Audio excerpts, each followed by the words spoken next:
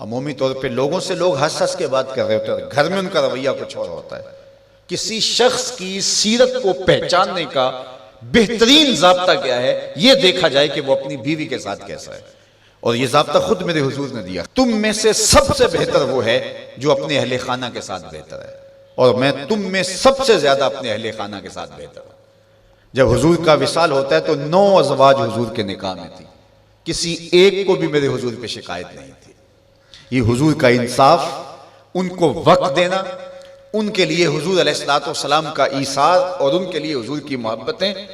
حضرت خدیجہ الکبریٰ رضی اللہ تعالی عنہ کا ذکر کرتے ہیں ان کے وصال کے بعد تو حضور کی آنکھیں چھلک پڑتی ہیں،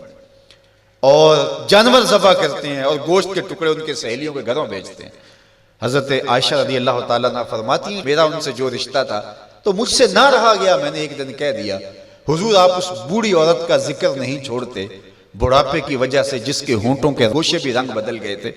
تو حضور علیہ السلام کے چہرے پہ جلال آیا، فرمایا عائشہ تم مجھے خدیجہ کے بارے تکلیف نہ دو، جب پورے مکے نے میرا انکار کیا تھا اس نے میرا اقرار کیا تھا، میں اس کا ذکر کیسے چھوڑ سکتا ہوں۔ اور حضرت عائشہ رضی اللہ تعالیٰ عنہ فرماتی ہیں کہ حضور تشریف لائے اور میں آپ خورے میں پانی پی رہی تھی،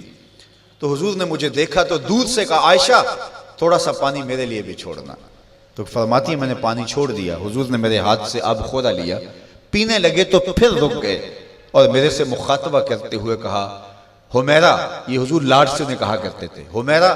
ذرا بتانا تم نے ہونٹ کہاں لگائے تھے، میں وہاں ہونٹ رکھ کے پانی پینا چاہتا ہوں، مجھے یہ بتاؤ اگر شوہر کا رویہ بیوی کے ساتھ یہ ہوگا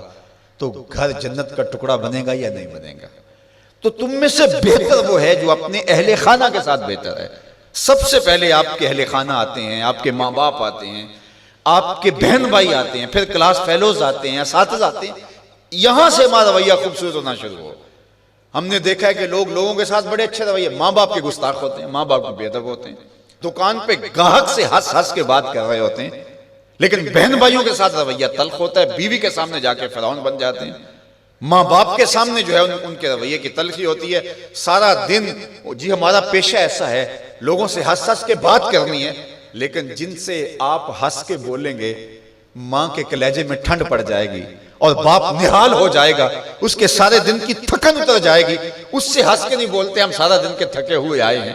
سارا دن کس کس سے ہنس ہنس کے بولتے رہے ہو، یہ تمہارا اخلاق نہیں تھا، یہ تمہاری بناوٹ تھی، یہ تمہارا تصنع تھا۔ جو اخلاق ہے وہ حقیقت میں اس کا روپ نظر آتا ہے اپنے ماں باپ کے ساتھ، اپنی بیوی کے ساتھ، اپنے بچوں کے ساتھ، اپنے کلاس فیلوز کے ساتھ، اپنے دوستوں کے ساتھ، اپنے اساتذہ کے ساتھ۔ اگر تمہارا رویہ ٹھیک ہو گیا تو پھر تمہارا دوسرے لوگوں کے ساتھ رویہ بھی ٹھیک ہے، لیکن اگر ان کے ساتھ رویہ ٹھیک نہیں، دوسروں کے ساتھ رویہ آپ کا اچھا ہے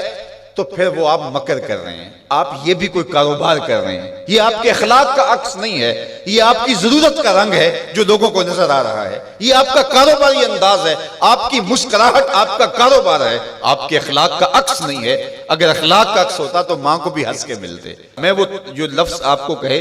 کہ حضور کمزوروں کا بوجھ اٹھایا کرتے تھے، تو آج بیٹی اگر ماں کا بوجھ نہیں اٹھاتی،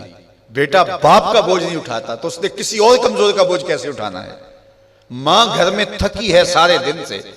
اور بیٹی جو ہے وہ آئی ہے اور وہ بھی ماں سے مطالبہ کرتی ہے کہ میری ضرورت میرے بستر پہ، میرے ٹیبل پہ پوری کرو،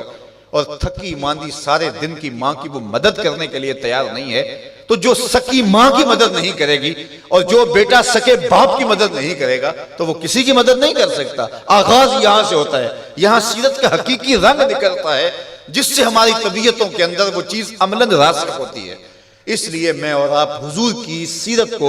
اپنی روح کے اندر اصل طور پہ اتاریں اور وہ ہمارا جزو لا ینفک بن جائے، وہ ہماری فطرت ثانیہ بن جائے، وہ ہماری عادت کا حصہ بن جائے، اور وہ خوشی اور وہ مسکراہٹ جو محض کاروبار کے لیے اور عادت کے لیے نہ ہو بلکہ انسان کی طبع کا حصہ ہو، وہ آپ کے غم غلط کرے گی، وہ آپ کو طمانیت قلب دے گی، وہ آپ کو قرار باطن عطا کرے گی۔ ویسے ہنس ہنس کے بولیں تو وہ ایک مکر ہوگا، اس سے تو جبڑے تھک جائیں گے، اس سے تو جو ہے وہ آپ کو کچھ فائدہ ہونے والا نہیں ہے۔ تو آئیے میں اور آپ اپنے آپ کو حقیقی عملی زندگی کی طرف لے جائیں۔